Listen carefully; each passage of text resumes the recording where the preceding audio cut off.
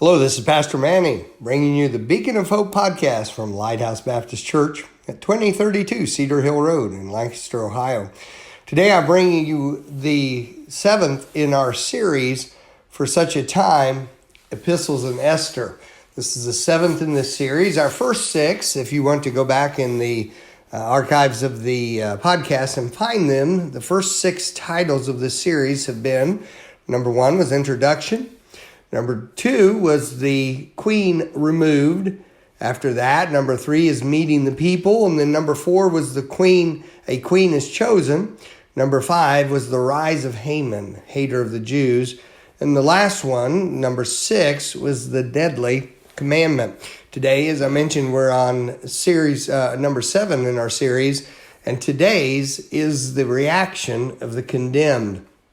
By way of review, the deadly commandment that had been given by this evil man named Haman was in regard to all of the Jews in the kingdom of Ahasuerus. Very, very large kingdom, very wealthy kingdom. And yet King Ahasuerus had elevated this man who fit all the biblical parameters of a fool, and therefore made that man dangerous by giving him power. And Haman hated the Jews. He hated Mordecai specifically because Mordecai would not bow down to Haman as Haman went by him. But he also hated the Jewish people, hated them for their fact they were different than other people, hated them for the fact of their laws and the law of God, and he just hated them. And of course we understand that's a diabolical hatred, one fueled by the devil himself. The basic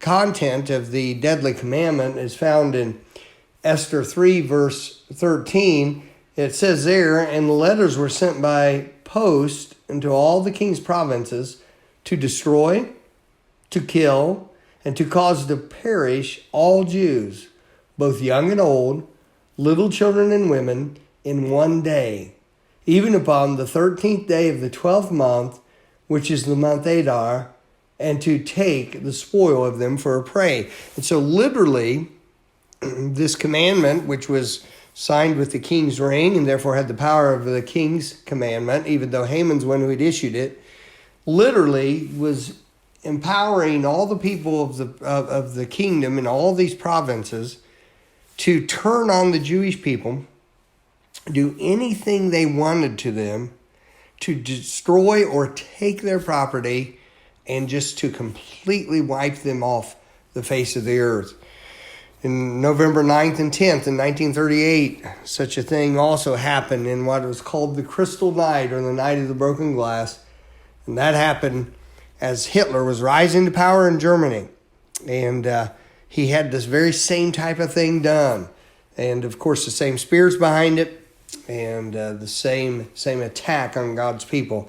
And so this horrible commandments went out, and we begin the reading in chapter 4 of Esther to see what the reaction is to this commandment, because this commandment, I wonder how many people in the kingdom thought nothing like that could ever happen here.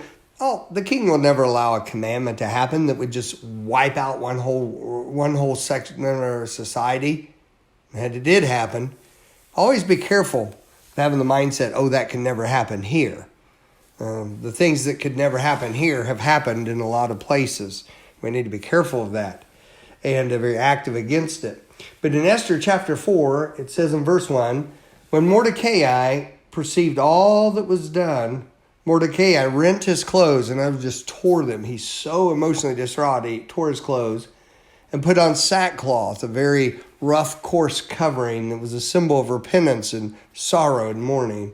He put on sackcloth with ashes, again a sign of humility and mourning, repentance, and went out into the midst of the city and cried with a loud and bitter cry. Mordecai was well known, and he even had a position where he was in the king's gate, but he was out there just wailing. In some societies, they call it keening. Usually it is done for death, but here he is just crying out over this horrific thing that's happened, this law which has happened, that's going to cause his people to be exterminated. And came even before the king's gate, for none might enter into the king's gate clothed with sackcloth. King Ahasuerus didn't want anybody around that had the sackcloth on. He didn't want to see symbols of repentance and brokenness and this sort of thing. And in every province, whithersoever the king's commandment and his decree came, there was great mourning among the Jews, and fasting and weeping and wailing, and many lay in sackcloth and ashes. God's people reacted with repentance and seeking the face of God and mourning over what was going on. And would to God that we as God's people today would react in these ways when things which we know to be unrighteous and to be unholy come about. So Esther's maids and her chamberlains, which were those who took care of her, and she was the queen, and she had all this entourage of people who took care of her every need, came and told it her. Now what they told her was that Mordecai had put on the sackcloth. They told her that, hey, your cousin, the one you regard like a father, he's out in the street crying and weeping in sackcloth. And he's even coming before the king's gate with that sackcloth on. He's going to have trouble over this. And so she hears about that. She didn't know why. Being the queen, she was insulated from the information of the turmoil that was going on around her. Then was the queen exceedingly grieved. She was grieved not because of the commandment at this point. She was grieved because of what Mordecai was doing. And she sent raiment to clothe Mordecai and to take away his sackcloth from him, but he received it not. She says, no, here, put on these different clothes. He wouldn't do it. Then called Esther for Hattash, one of the king's chamberlains, whom he had appointed to attend upon her, and gave him a commandment to Mordecai to know what it was and why it was. So she sends somebody out. She can't go out herself, and she sends somebody out and says, why are you doing this? What's causing you to act this way? So Hattash was sent forth to Mordecai into the street of the city, which was before the king's gate. And Mordecai told him of all that had happened unto him, and of the sum of money that Haman had promised to pay to the king's treasuries for the Jews to destroy them. And he gave him the copy of the writing of the decree. So you see, he's first sourcing everything. He tells him, here's what's going on. Here's the law that's just been passed. And here's what went out. And so he gives him a copy of this, an actual written copy of this, given at Shushan to destroy them, to show it unto Esther, and to declare it unto her, and to charge her that she should go in unto the king to make supplication unto him, and to make request before him for her people. Remember, up to this point, Esther has not told anybody she's a Jew. And Mordecai had told her not to. Now he sends this in, says, show her the law that's been passed, and ask her to go in. Tell her to go in as the queen, and ask the king to stop this from happening. Verse 9, and Hattash came and told Esther the words of Mordecai. Well, that's the end for the podcast today. And tomorrow, actually, it'll publish out on Thursday, December the 10th. The next episode will be entitled Reluctance, Revelation, Resolve.